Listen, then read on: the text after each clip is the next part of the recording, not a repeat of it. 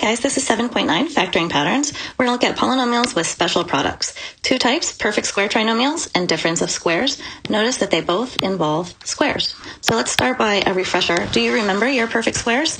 0 times 0 is 0. 1 times 1 is 1. 2 squared is 4. 3 squared, remember this means 3 times 3, not 3 times 2. So 3 squared is going to equal 9. Pause for a moment and see if you know the rest of your perfect squares. And the rest of the perfect squares are down here. So 4 squared is 16, 5 squared, 6 squared, 7 squared, 8 squared, 9 squared, 10 squared, 11 squared, and 12 squared. I recommend that you write these down on the edge of your paper so that you can refer to them for this lesson. Okay, let's begin multiplying and see if we notice any patterns. We're going to begin with number 1, x plus 3.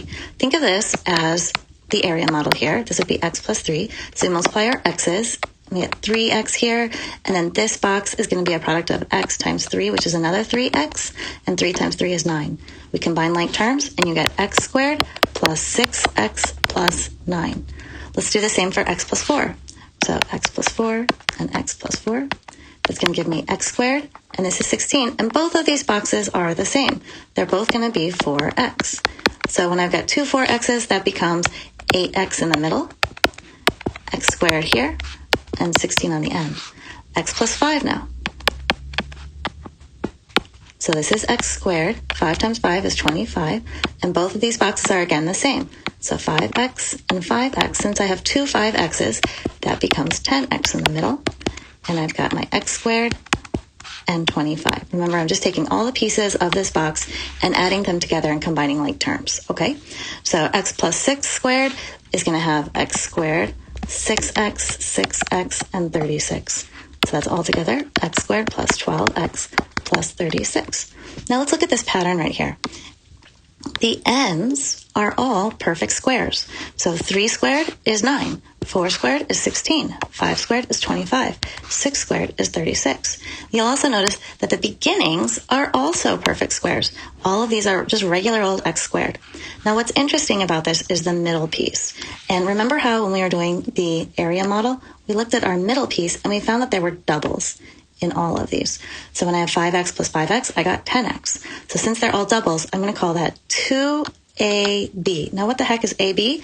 Well, this first thing is a squared, this last thing is b squared, and the middle term is going to be 2ab. Okay? With x minus 7, there's just one little change, and the change has to do with that negative number. So this is still x squared.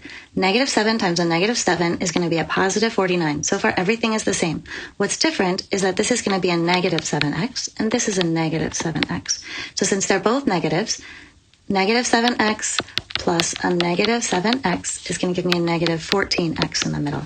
I still have a positive x squared in the front, and I still have a positive perfect square in the end. Okay, so perfect squares on both sides, a double in the middle. Let's try x minus 8. X minus 8. So this is x squared, positive 64, and double negative 8x. So the middle term is negative 16x, and I have my perfect squares on both sides. Okay, the last one, I'm going to just jump right ahead and put my perfect squares in there because I know that 9 squared is 81. And then I think about, well, what's double? Here's a 1, here's a 9.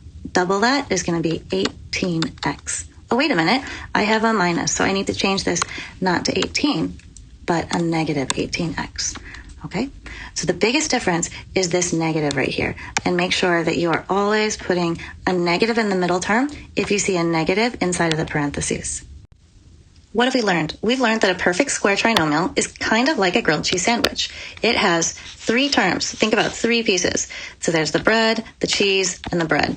In other words, there's 3 pieces right here. That's where the tri comes from, of trinomial. So look for those 3 terms. The second thing you need to look for is that perfect square. And this is a perfect square, this is a perfect square, and they're on both ends. Just like in a grilled cheese sandwich, you've got this perfect square on the top and the bottom of your grilled cheese sandwich. And then I don't know about you, but I like double cheese because it makes the grilled cheese sandwich really nice and melty. So that's what we're looking for in the middle of it, the double. And that's 2 times what you have on the end.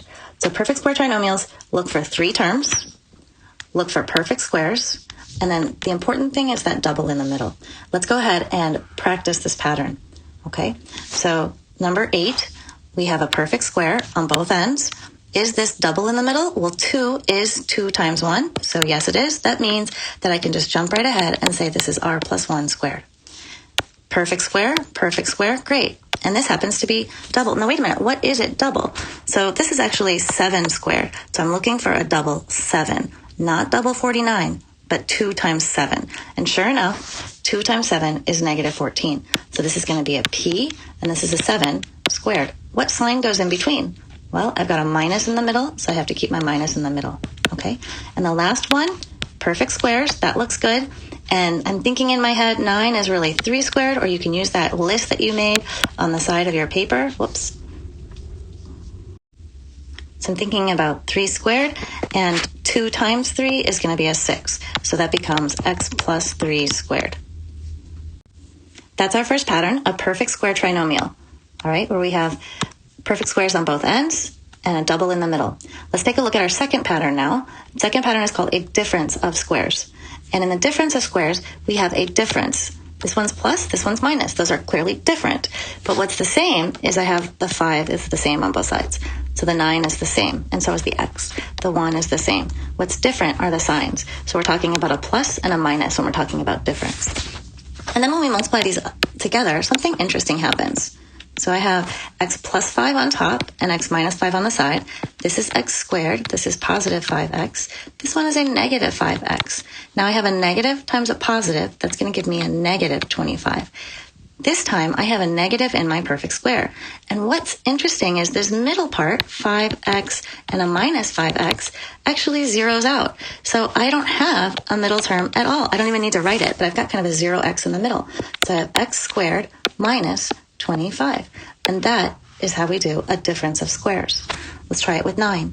X plus 9 and x minus 9. So this is x squared. The 9x and the negative 9x cancel. And this is a negative 81. So I have x squared minus 81. Let's do the very last one. This is going to be x squared plus 1x minus 1x minus 1. The middles cancel. So x squared minus 1. Don't forget that 1 is also the same thing as 1 squared. So when you see a 1, even though it's an odd number, it's still a perfect square.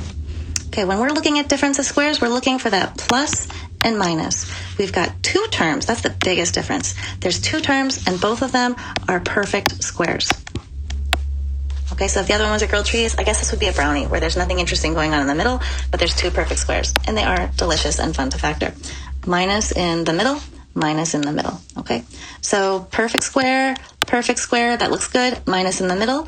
So I've got an 8x, and I've got an x. Since I have a minus in the middle, I have to show my difference. 64 is 8 squared, so these are going to be 8s right here. Okay, let's do it again. Perfect square, minus in the middle.